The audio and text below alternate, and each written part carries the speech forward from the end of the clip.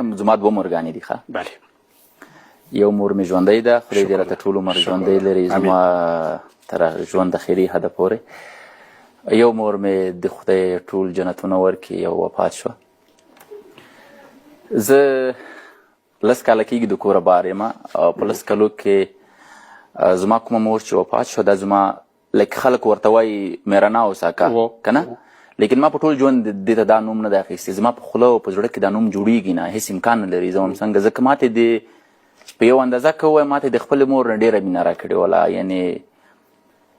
هر وخت به زه د دې سره ډېر وم چې را به مغلم د دې په کوټه کې به ناست وم دې سره به مې خبرې کولې موږ په یو کور کې اوسېږو زه به چې کوره بار وم هر وخت به ماته دې ویلې چې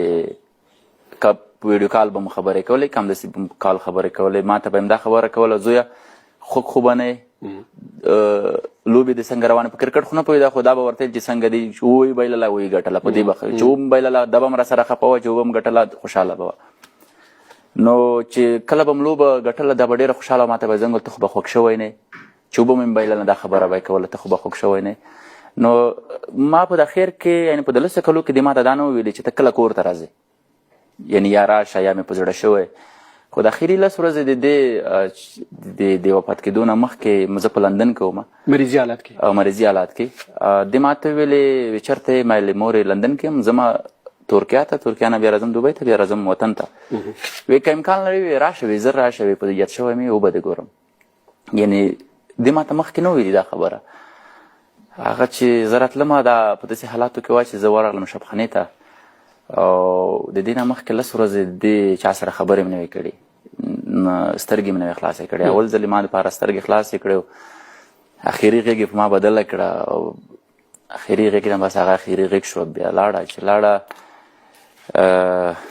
زه فکر کوم په ژوند کې تر ټولو به سخته ورځ زما دپاره یعنې په ژوند کې ډېرې سختې راغلي دي په ژوند کې به مې ډېرې سختې کتلي خو دومره سخته به ما نه یې کتلي یعنې که زه وایم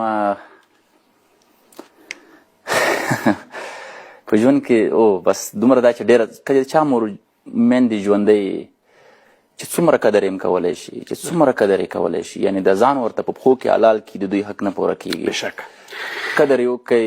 بیا ارمان کوي وروسته هر څوک دې ورځې دا ډېره سخته ورځ واقعیت خدای دې وبخي الله تعالی جنتونه